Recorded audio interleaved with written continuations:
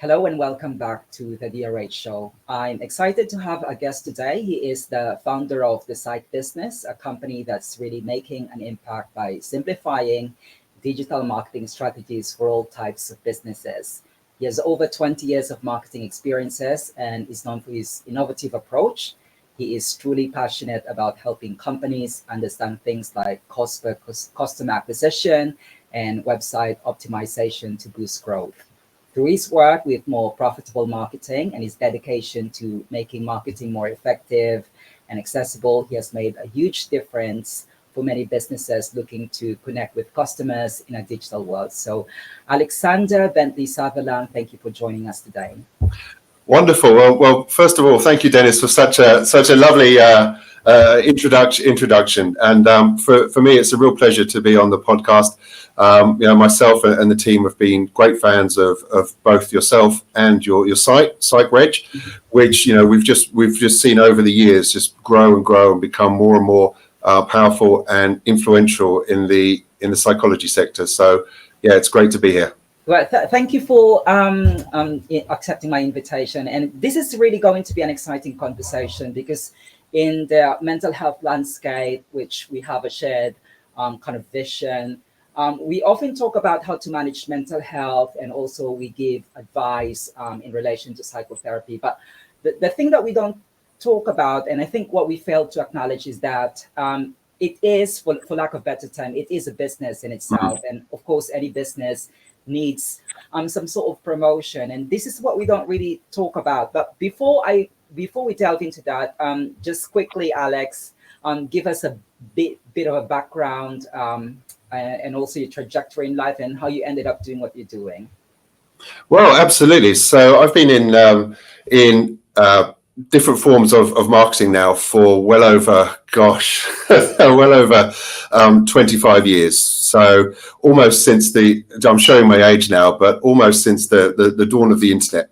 And what that's allowed me to do is really experience firsthand the challenges that we faced as an industry. Okay, so lots of the companies that I've worked for and represented over the years have been in elements of entertainment, retail, financial services, and for the last, pretty much on and off, for the last 10 years, we've certainly had a very strong element of psychotherapy, of counselling and addiction treatment as well in terms of our clients. So it's a very niche and a very unique industry, which obviously has grown pace a lot over the last few years. But as it has grown pace, it's seen a lot of interest from large teletherapy companies as well. So, for example, just to name drop a few, you'll be aware of BetterHelp, for example, and lots of platforms like that. Now, these companies have been able to really encroach on the day-to-day livelihood of lots of licensed, psychologists, therapists, counsellors. So much so that to use the term, interrupting, it certainly is. Those platforms certainly are interrupting the normal flow between somebody looking for help and somebody finding that help.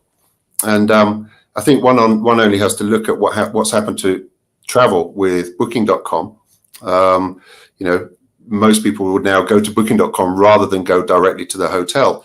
And we're at a real crossroads now in terms of marketing the therapy business, in that we are running the risk certainly of falling into that sort of overall Booking.com model, with the advent of lots of the teletherapy platforms and providers that are coming in with a lot of power and really capitalizing on the fact that lots of independent individuals in private practice maybe aren't as switched on or clued up when it comes to promoting themselves digitally.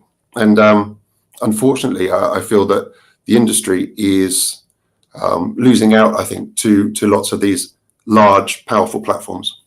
Absolutely. And I understand, because you see this kind of gap. This is where you're trying to fill it in. But if you could just like kind of elucidate as why is digital marketing essential for psychologists and therapists? Because essentially they would say that it's not really part of their training. Their training is to, whether it be focus on Adlerian or any kind of therapy. Yeah. So I guess how important is digital marketing for psychotherapists, psychologists? It's a very, very interesting question, and I think the best way for me to answer that is with maybe some rhetorical questions as well. So when looking at the importance of digital marketing, I would say, is your private practice full? Okay. If it is, do you have a waiting list? I would say, are you sacrificing your time and earnings taking clients from models like BetterHelp rather than your own direct clients? I would say, what is your conversion rate like, specifically compared to your peers? Do you find that your inquiries or your potential clients aren't converting? I would say if somebody types your name into Google, what do they see? And that's a very, very interesting one. And really, the answer is that all of those search results on that front page of Google that are linked to your name or relevant to your name, really, you could be owning certainly lots of that kind of digital real estate for your name, especially. Another question I would put out, I would say, do you have negative reviews? Okay. Or any reviews at all? Do you sometimes wonder why your peers maybe get featured in the press, but not you? Do you wonder why maybe you're not invited onto the podcasts that you'd like to be invited on? And do you feel like it's a coincidence that sometimes great opportunities seem to pass you by, yet always seem to land with those who have a great online profile and online presence? And I think lots of those questions, you're going to answer yes or certainly no to, and I think that really allows us to focus on why digital marketing is so important for the therapy industry. And sorry, go ahead. Sorry, go ahead. No. I mean, we've been in the business now for, as I say, 25 years, and it's the answers to these questions aren't always quick. There's not always a quick win to it, but certainly done right with intent and professionalism, there's a huge benefit there to be had in terms of digital marketing. Absolutely. I was just going to ask you, Alex, because you really raised some important points in relation to digital footprints when you were telling us that, when someone Googles your name, what do they see, or do you even appear in the search result? And of course, we can't deny that it's really a digital environment now. And I'm not going to lie that, well, before I invited you, I actually Googled you and I found you on LinkedIn. And okay, it's really the way we navigate the internet and the information that we receive right now. But some people, some therapists and some counselors, they do manage to create a website. But from your experience, what would you say are the essential elements to include on the website? You were kind of alluding to earlier about, how to appear in search results and all that. Yeah, well, I think obviously at the fundamental, as I say, part of any kind of digital marketing project certainly begins with the site. And in terms of what I can give now in terms of real useful, actionable information, I think any website of a practitioner or somebody in private practice, obviously we have to have a really good, crisp, clear, engaging, and dare I say, beautiful, homepage. It has to be warm and inviting with that great introduction. Certainly, other elements of the site are equally as important to that. Okay, so a real in-depth exploration of the services offered, rather than just being a checklist. Oh, yeah. Really expand and enhance on the services offered, why you offer them, how long you've been offering them for, and who they're relevant to, because all of that forms content. And the better the content, the longer the content, the more engaging the content, the more traction that we're going to get with Google and the major search engines. Certainly, one of the elements that I find is often really overlooked by individual practitioners is funnily enough, the About Me or the About Us page, which really shouldn't be glossed over at all. It should be given as much love as you possibly can. A really detailed, About Me section, all qualifications, all credentials, all experience, and certainly a lot of personal element. Why you're doing this, why you're providing the service, and and what that kind of journey looks like for a client/patient. I would certainly include lots of information about not just the services offered, but the individual's approach to that therapy. Okay, so that's the therapeutic approach, the different modalities used, what clients can expect, and how the therapist will kind of engage with the client throughout those different modalities. And again, great opportunity for really extensive, warm, engaging, evergreen content. Other elements that absolutely should be included, and sometimes it goes without saying, but contact information. Okay, but not just contact information. Contact me here. Email me, call me, whatever. We should be embedding a really good kind of data capture, lead capture model that can integrate directly with your HIPAA or GDPR compliant telehealth platform. So in the same manner of the lead capture, we should also be implementing that kind of automated appointment scheduling as well.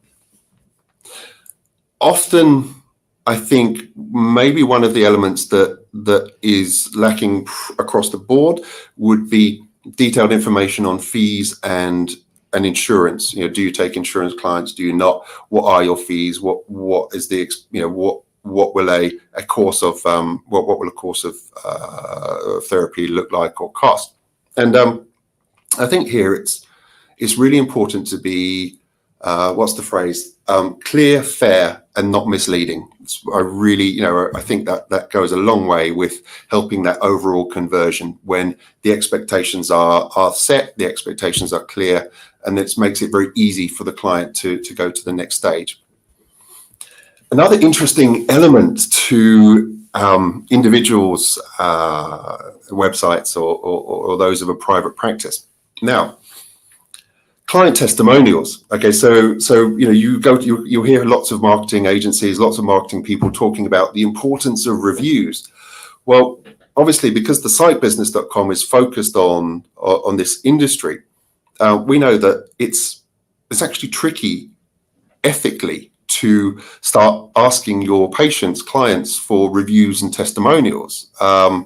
It can appear clunky, and it can also, in a way, kind of detract just a little bit from that client relationship. So what we find with reviews is, yes, they're important to an extent,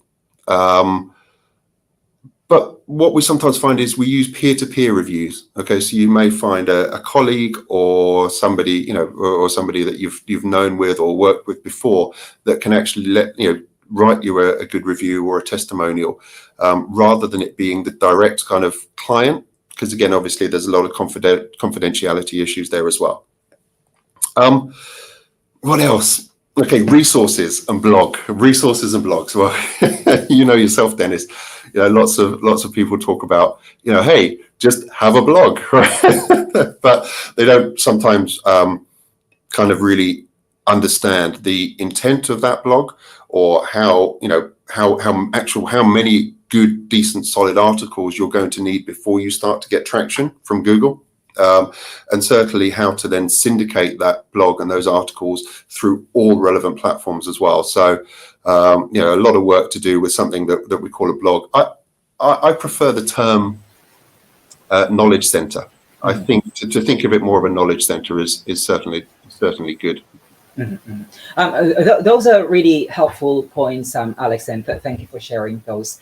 What about pitfalls? What would you say are the common marketing pitfalls for mental health professionals? One thing that I can think of is do you have to be present to every social media platforms? You know, do you have to start creating those dance videos on TikTok?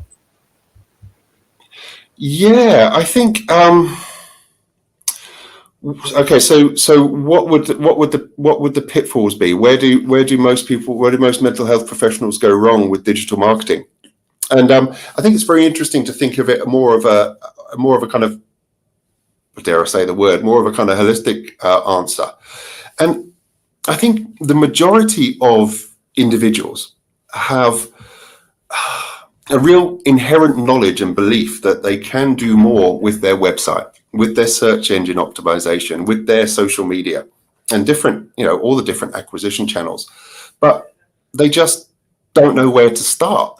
And that's because they're good at being therapists, and that's their passion, and that's what they want to do.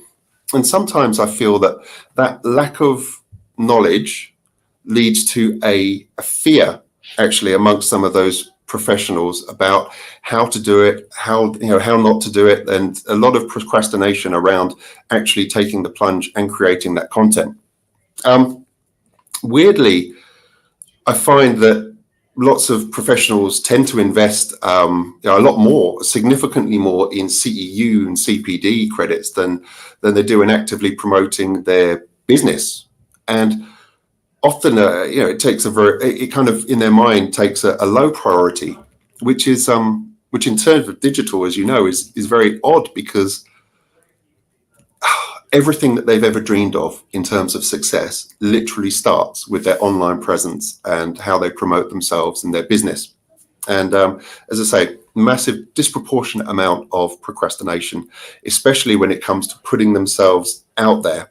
And that can be, even putting themselves out there on their website, let alone before we start to look into promoting ourselves on LinkedIn and social media as well. I think that's one of the kind of successes that we have as an agency. Very quickly, people realize that we are a safe pair of hands, and they can almost say, right, almost like outsource all of that worry to us. We'll take care of that side of things. We'll take care of the content marketing, the content creation, the tech, the platform, and literally so that the therapist can just carry on doing what they enjoy best. But certainly a lot of fear around being visible, and I think that's I find it very interesting because of the industry that we're in. You wouldn't think that to be the case, but it certainly is. The analogy that I can come up with, Alex, is that when we run a business like for Psychbridge, I run a limited company. I don't actually do my accounting because I know I'm not very good at it. I just stick with what I'm good at. I'm fairly good with content creation, so I just let someone deal with it. And I think that's where that's the kind of service and expertise that you're offering for counselors and therapists. So like we put it earlier, so that you could focus on what you're actually good at. So it doesn't kind of like derail to what your core mission is as a mental health professional. You mentioned some good points there, but if you kind of like focus on doing it on your own, what kind of marketing performance indicators should counselors and therapists focus on, let's say, for website and for the social media platforms? Is it all about the websites? Is it all about the website visits, or is it more about the engagement? That's such an interesting question. And as I say, over the years, we've been lucky enough to work with some of the largest and most largest and most aggressive platforms when it comes to digital marketing and digital acquisition. And what we've actually created over the years are there's three key core components, and it's very easy to get lost in all the fake metrics, as it were. Okay, so there are a ton of fake metrics out there. So fake metrics in terms of, when I say fake, I mean ones that don't actually put money on your bottom line. So number of engagements, for example, number of likes, number of shares. That's good for creating that ongoing presence and that cumulative effect. But how is that impacting your bottom line? So the real metrics for digital business are, according to me, number one, cost per acquisition, so CPA. So sometimes that gets changed into cost per action, which is not quite right. So if we stick that as being CPA, cost per acquisition, that is the total cost of all of your marketing efforts divided by the number of new clients that it's resulted in over a set period. And really make sure that you include all of those marketing costs here. It's easy to gloss over a few costs and say, oh, that was not really a marketing cost. But no, in terms of CPA, put it in there. And it's such an interesting one because it really shatters the illusion that winning new business is free. Okay, the CPA for lots of different industries varies massively. Interestingly, and I will share the CPA for one of the more well-known teletherapy platforms that we have mentioned before. Their CPA is currently running between $325 and $725 per new client. Okay, and that's because they're operating at scale. So the actual cost of acquiring a client to private practice will be significantly lower. But once you know how much it costs to acquire a new client, it really settles the whole, it settles the fear and the worry around digital marketing and digital acquisition because okay, so say for example, it works out at $50 per client or $100 per client.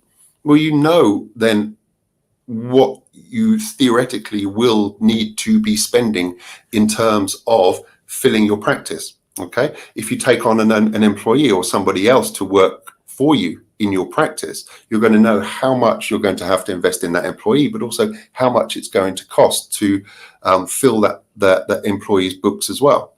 So along with CPA, we've also got the conversion rate, and I think this is exactly what you were alluding to before. Okay, so how many website visits are you getting? How many visits to your site result in an inquiry or result in a lead? And how many leads and inquiries do you have to get before they convert into a new paying client? And so those conversion rates are so minimal sometimes that it only takes a small increment to make a huge difference throughout the business.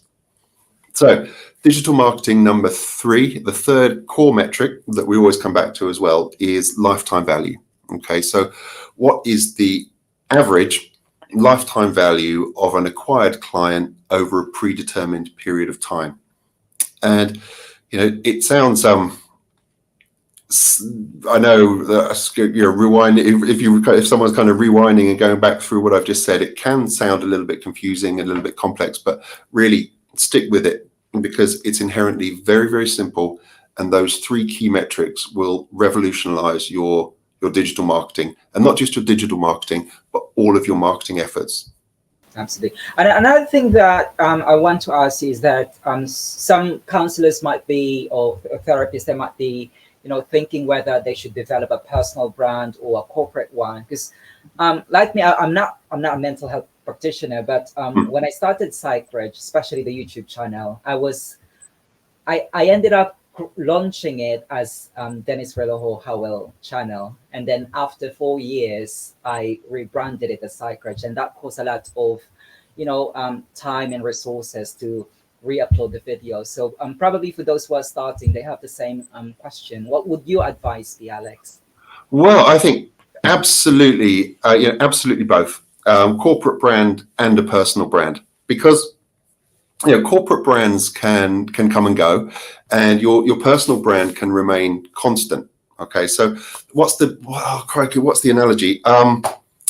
The Richard Branson analogy. Okay, millions and millions of followers following Richard Branson, but only a handful of those following the Virgin brand to hear what the Virgin brand has to say. So, plus when you have both a corporate and a personal brand, then it's more lovely digital real estate that you're taking on Google and the search engines, and it's certainly more touch points to find you.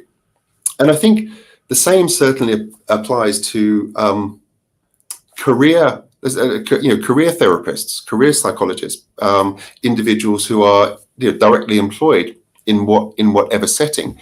It makes absolute sense to have that, to have and develop and grow that personal brand, because it enhances the opportunities that come your way. It raises your profile in whichever area of expertise you actually choose. And that profile can be raised very locally in your community, nationally, and even pretty easily internationally as well.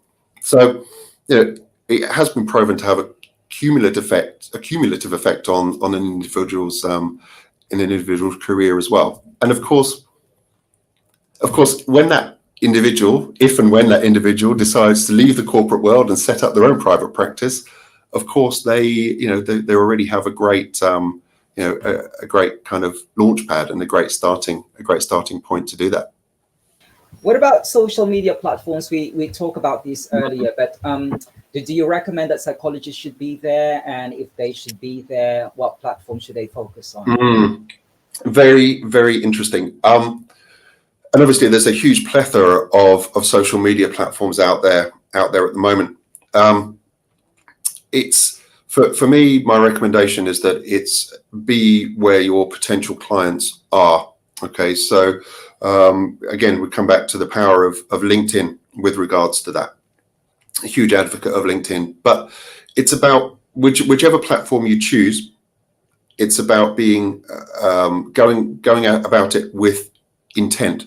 Okay, so we can't just choose YouTube, for example, and only post one or two videos. We can't choose LinkedIn, but only share a little bit of content. And it's very easy to fall into the trap of just resharing or repurposing old content. So you may have a really good blog on your website, and you think, okay, I'm going to start using LinkedIn. So I'll just start sharing articles, and finding it doesn't really get much traction. So certainly with LinkedIn, video, certainly native content, and by native content, I mean something written specifically as an article for LinkedIn. YouTube, huge search engine, and dividing up any videos into YouTube shorts as well. I know I might be proven completely wrong over time here, but with regards to platforms such as TikTok, if you're happy to be on TikTok and dancing and doing whatever, then great, because you're certainly going to get a lot of reach and a lot of exposure from these platforms. But what I'm finding is that those engagements aren't necessarily converting into new business. So yeah, I think it's about picking the platforms that work for you and your target market. And what about directory listings? Because like Psychology Today, they have their own directory listings, and even here in the UK, even Cypress, we run a directory listing. Well-doing. Some people might be wondering whether that's sufficient for therapists to just have their presence on it, and creating their own website or managing their social media platforms. What's your take on that? Wow, it's such an interesting one, and yeah, I'm aware of the listings that you guys have at PsychReg. Very, very good, very very powerful listing service as well. From an individual's point of view,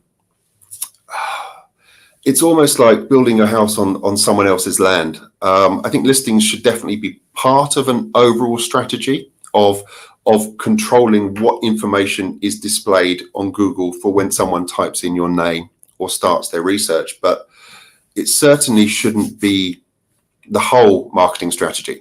And it's so interesting because the industry is an inherently good industry, right? there's lots of listing companies and teletherapy companies out there that I find are exploiting the lack of general digital online knowledge. And I think a different way of maybe trying to explain it is to go through a quick thing. So when you join a listing service, okay, it will rank highly for searches on your name, because when you join that service, you write a great profile and you even include video content, right? Of course you do, because you want your profile on that listing service to be really good. Okay, so an individual user then comes and does a search on your name, okay, sees it on a listing, clicks that listing profile and goes to the listing service, of course. But there, they also find hundreds of other therapists in your area offering the same thing. So you're almost like, all of a sudden, your potential client is now being bombarded by information about lots of other different people offering different things at differing price points. And the listing services charge you for this. And then more often than not, they'll also carry advertising for the telehealth providers as well. So essentially, dare I say it, at some point you're paying to cannibalize your own business. And again, it brings us back to the kind of encroachment of the teletherapy providers into the talk therapy business. So yeah, absolutely, pick the great, do have some listings, right? You have to, because you're going to you want to own that front page of Google. So when someone types in your name, you want to have as much ownership over those listings as possible, okay? And by picking some of the best listings, such as yourself on SiteReg, Psychology Today, another one as well, but just be very aware that it shouldn't be the overarching and the overriding strategy going forward. Thank you. And just a quick point, Alex, about you said that they do charge fees. I know those other directories, they do charge fees, but on SiteReg, just to clear it, we don't charge any fees. Fantastic. Being part of a directory. Yeah. Really. We talk about the benefits of digital marketing, but aside from that, what do you think is the benefit of digital marketing? Because ultimately, this is about psychotherapy. This is about mental health, services. What other roles do they offer? Okay, so I think really what it comes down to is the other benefits of digital marketing are, at its core, what we're looking to do is grow a business, grow a private practice, acquire new clients, convert, retain, etc. But more than that, it's about profile, okay, and profile enhancement, and how we choose to work with our clients is to say, right, how are we going to turn our client into a key person of authority, or a key person of, I won't use the word influence, but a key person of authority in their industry. And that a lot of that is originates with what we do in terms of digital marketing. Okay, so this is bringing it all together and thinking of it right across all touch points. Okay, so do you have any information which is indexed on Google Scholar? Okay, if so, great. Let's start to link it and syndicate it. What can we get out? What information can we put out there in terms of podcasts, in terms of videos? What academic research papers can we start to publish, and where and how do we syndicate them? Which is super interesting, because the more syndication that we're able to achieve, then the more eyeballs ultimately are seeing that information. So what I find very quickly is that it's very quick to kind of raise up that overall authoritative position for an individual.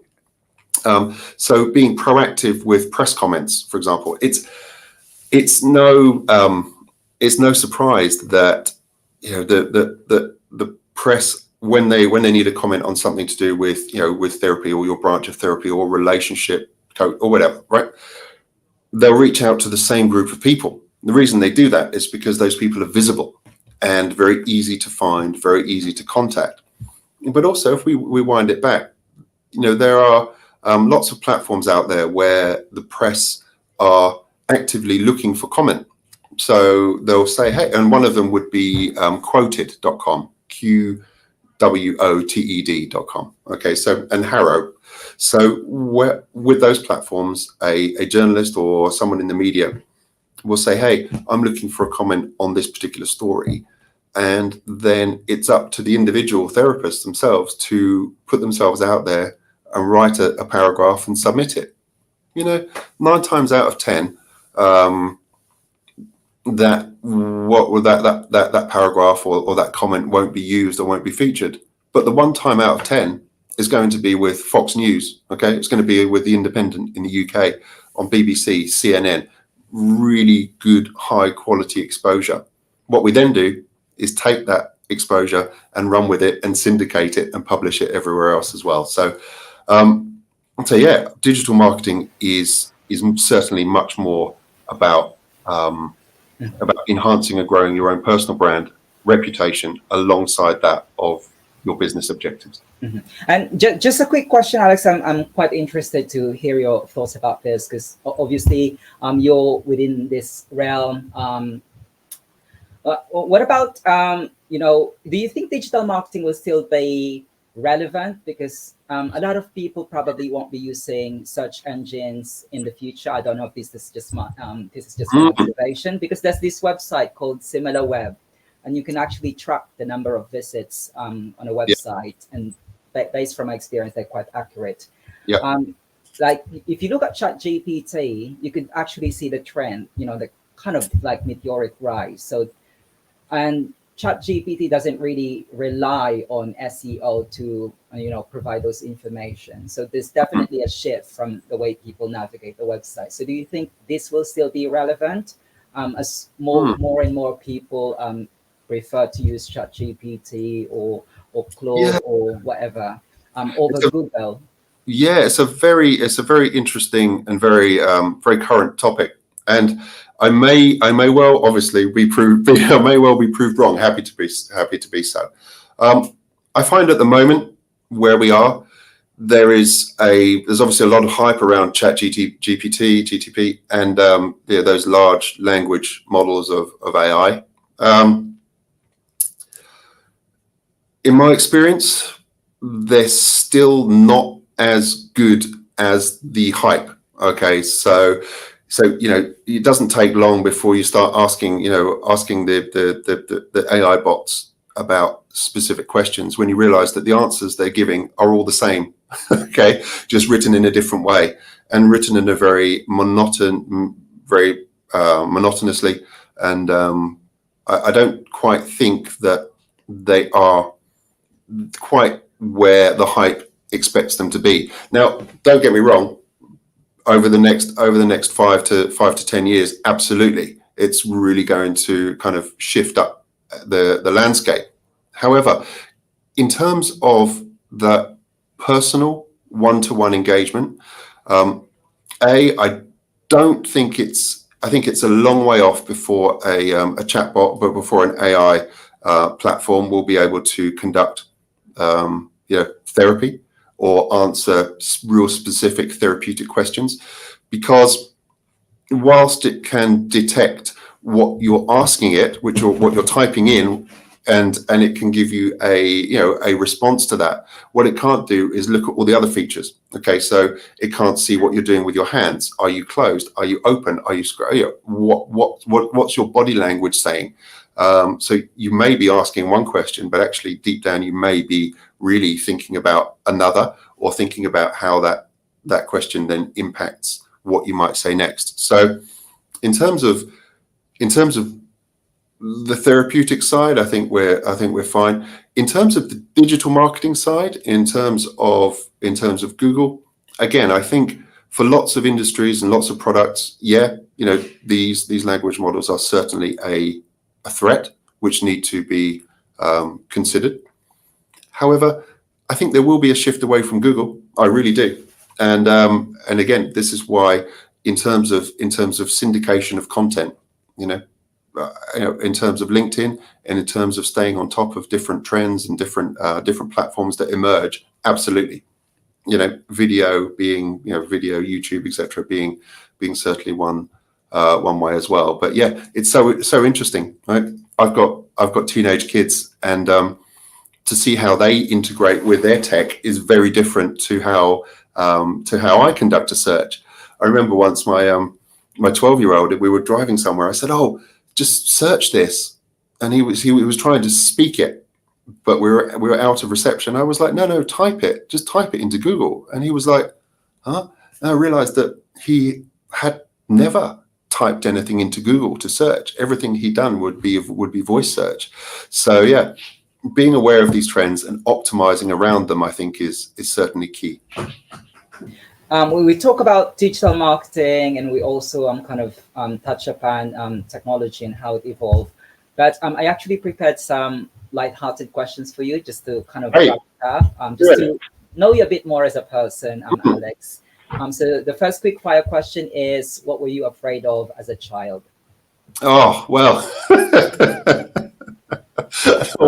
I don't know why I'm laughing. Okay, so probably laughing because I'm 6'6" tall, and I'm certainly not as skinny as I used to be. So when I say this, it sounds bizarre, but wasps.